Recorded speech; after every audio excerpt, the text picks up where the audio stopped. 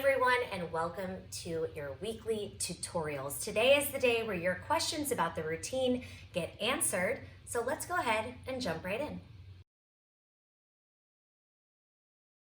The first thing I want to talk about this week is the oblique series because it's a very hefty series and we had quite a few questions coming in. So starting with transitioning in the oblique series, this week I'm asking you to do a transition where you kick your leg, you roll your body all the way over, you set your feet, and then you press up into a twisted plank. Now, the question coming through about the transition was kind of about a couple of things. So some of you were saying that you're in a small room, you don't necessarily have the space to roll all the way over. Some of you were saying that when you roll over, your knee is off the mat and that's causing you some pain. So listen, when you do that rollover, if you don't have the space or if you don't want to end up on the floor, there's a pretty simple fix here that you can do. Once you're done doing the oblique crunches, you're asked to roll over on 1, 2, 3, 4. So you have 4 counts to roll. So for this, I would go roll up, 1, 2, turn over, so you're directly on your mat, 3, 4, and then 5, 6, 7, 8, you have time to get your feet set or to get your knees set so that you're in the twisted plank position. And then when you come back down, you just unravel yourself. So unravel, roll it back over, and you can stay directly in the center of your mat. One more time real quick. We do our crunches, lift up, turn, get set, and hold. Now let's break down those positions even more. So number 1, if when you do the oblique crunch, you are feeling pain in your hip flexors, it's a good sign that you need to do something that we call shortening the lever. So instead of extending your leg all the way out and bending to come in, which could cause some pressure here on the hip, you're gonna make this leg smaller. So it may look like halfway out and in, halfway out and in. It may look like not moving this leg at all, just holding it in place. You could also drop your heel down, which will instantly be less pressure on the hip flexors. And one more thing, you could bend this bottom leg for a little bit more support. So look, the oblique crunch could literally be this, right here. And then kick up. Do whichever rollover you prefer, whether it's staying close to the floor or sitting up and flipping your body over to face the back of the mat.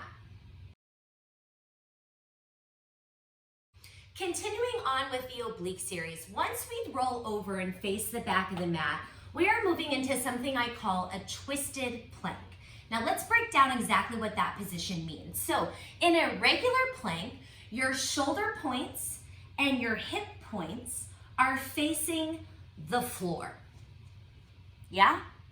In a twisted plank, your shoulder points face the floor, but your hip points face the side. And what this does is it creates a wringing out sensation through the center of the waist, and it drives right in here to the oblique. So here's what you need to know. The oblique that you are working, that hip will be the closest to the floor. So this is my right side, okay? If I'm working my right oblique, my shoulder points face the floor, my hips face to the left, so that my right hip is now closest to the floor. If I were gonna come up on the feet, it would be right here. So I want to give you a bird's eye view of this series so you can see what happens with the feet because our feet are a part of it. So here I am set up in just a regular plank. Both my shoulders and my hips are facing the floor. Now, in order to get that twist of the hip, we're going to adjust the feet. So I'm working my right oblique, which means my right foot is going to cross underneath the left. And then I'm going to rotate, I'm going to twist my feet to the side, which in turn is going to twist my hips to the side. My right leg is on the bottom. My left leg is on the top. My right hip is closest to the ground. My hips face the side, shoulders face the floor. And I zip, zip, zip, squeeze through the belly. Now you can also do this on the knees, okay? And it's really quite the same principle. So here I am in a kneeling plank, just regular. To go to my kneeling twisted plank, I'm going to take a rotation here. So I'm going to turn my knees to the side. My right knee is on the bottom. My left knee is on the top. I like to cross my ankles, but it's not required. I just like the way that it feels. And there is my setup. Now, when you do the kneeling portion, you have to make sure that you adjust your weight so that it's not directly your kneecap that's digging into the floor. Try moving your legs back a little bit. Try lowering your hips down some so that on your right knee, this is my kneecap here, the weight actually holds more like right over here to the side. A little bit of adjustment. I think you should be able to get the weight here and that should fix you right up.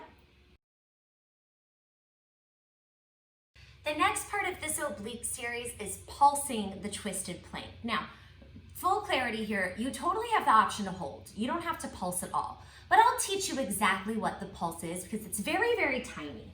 So in a twisted plank position, when you're pulsing, you're gonna have the tendency to lift your hip bones up like this, okay? So at this moment, think about it moving from here.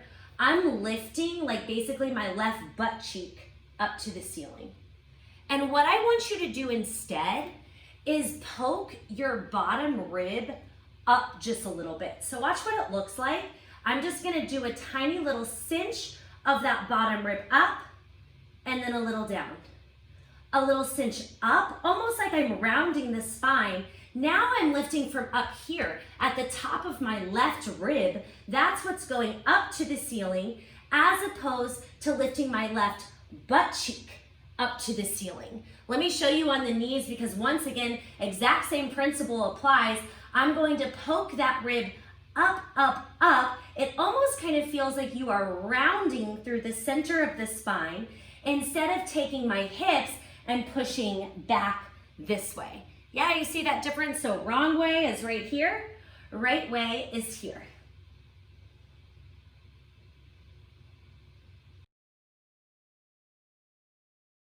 And just in case you aren't feeling like going onto the floor this week, totally get it. Here's a great chair option you can do. So for the seated crunches, you're gonna sit in a chair, tippy toe the feet, scoop the belly, and now you'll go 1, twist, 2. Notice how small my leg is, out and in, and 7 and 8. Then you turn over, 1, turn 2, 3, turn 4. Get the feet set, twisted plank, right oblique, right hip is on the bottom. Then you pulse, little up and down, keeping the chest forward, tiny cinch of the rib, and then you lower down again. It's 1 and 2, turn 3 and 4, scoop back, 5 and 6, sit, 7 and twist. It's out and in, out and in. You feel me? That's your chair version this week.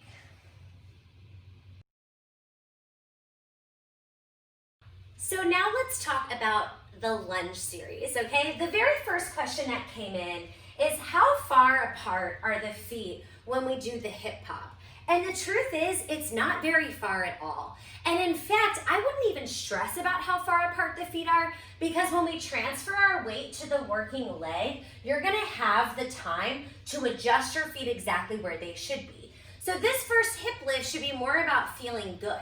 What would you do if you were standing, you popped a toe, and then you shook your hips? Toe, okay? So in this part, I'm nice and loose. I have a tippy toe here, and I'm not reaching so far up that it feels like I'm having to stretch really far. Like you'll never be able to do it here. This is weird, right? Okay, so we have a little baby pop with the toe. Boom, boom, boom, boom, boom. Next up, we shift our weight into our working leg. So now I'm going to step on my right foot And see, my feet are too close together here, so I just adjust my back leg back until I am in the upright lunge position. Now we have a full tutorial on this, and in last week's routine, we really worked on this position. Do you remember? We practiced going from a become lunge to our upright lunge, and that's the spot that you're hitting. So in this one, both of your knees have a little bend, your back leg is not completely straight, your weight is loaded into the front leg. Let's look at all of that one more time. Pop the toe, bounce the hips, shift the weight, adjust the back leg so that I have a nice little bend in both knees with a decent hinge forward.